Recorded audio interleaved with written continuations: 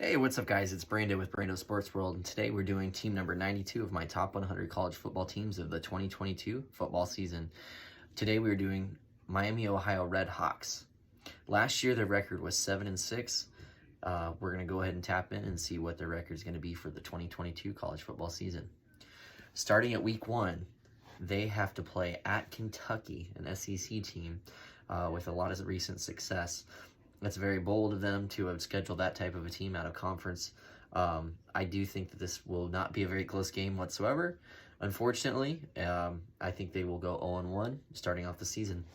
Heading into week number 2, they're playing a much more winnable game, times maybe 100, against Robert Morris. I think this is a home game, excuse me.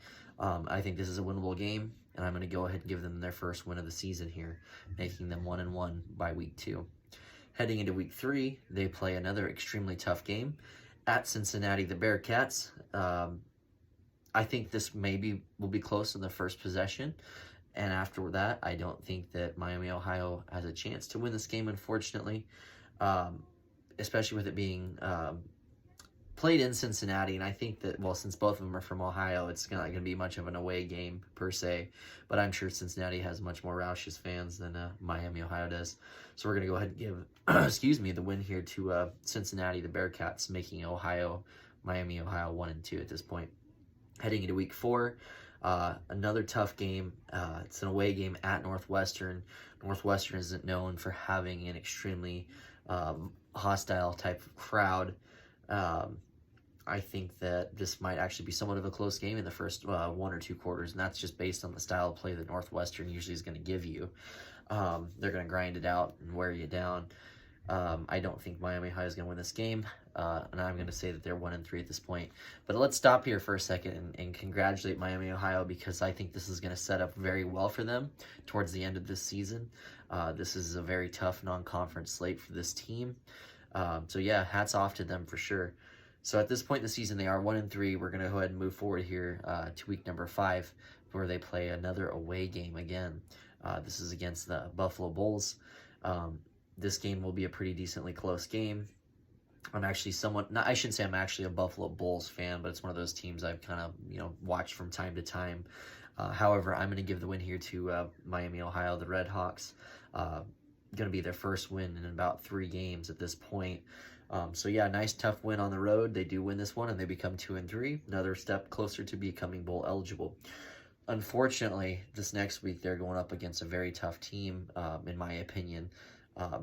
For their conference, they're going up the Kent State Golden Flashes. This is a home game, so it does give them opportunity if the fans show up.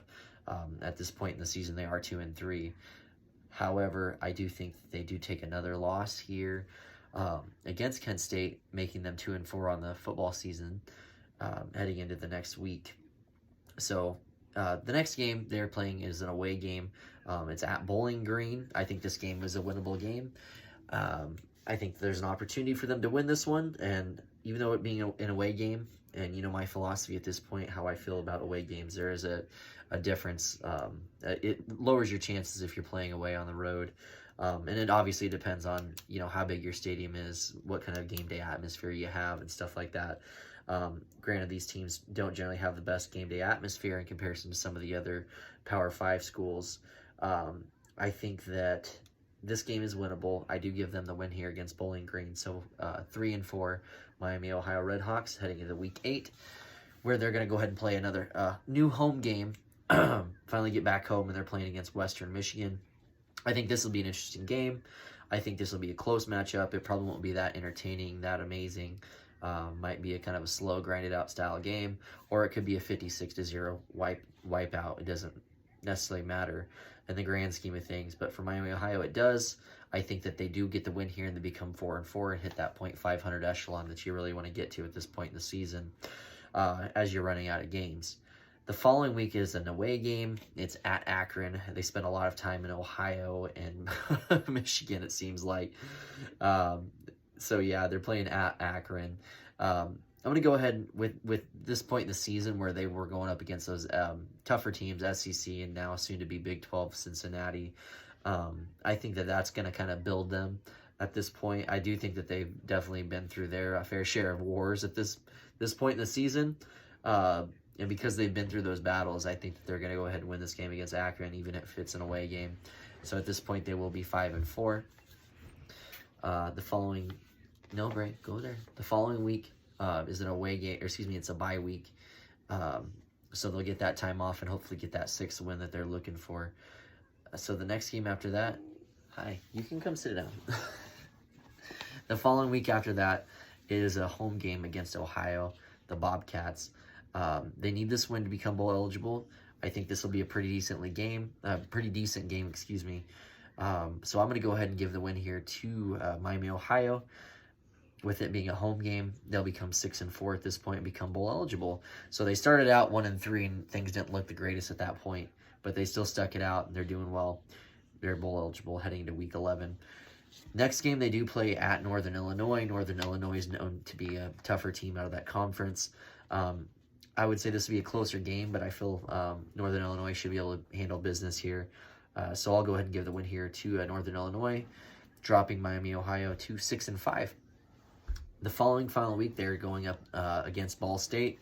I think any given day, either one of these teams could win against one another, but I'm going to go ahead and give the win here to Ball State. So with that being said, Ball State's going to get the win. Miami, Ohio is now 6-6 on the season. Good news is their record was 6-6 going into their bowl game last year. They are 6-6 again, so they're kind of sticking around that steady area of that .500 range. So they do go to a bowl game. They'll go and play a somewhat middle of the pack type of team and have an opportunity to win that and become 7-6 like they were last year. So anyways, Miami, Ohio, the number 92 team of my top 100 college football teams of 2022. There you have it. They're going to be 6-6 on the year. So we'll go ahead and find out how that all plays out. But at the end of the day, we'll catch you for the next one. I appreciate you guys listening so much, and I'll catch you soon on the next video. This is Brando with Brando Sports World, signing off. Thank you.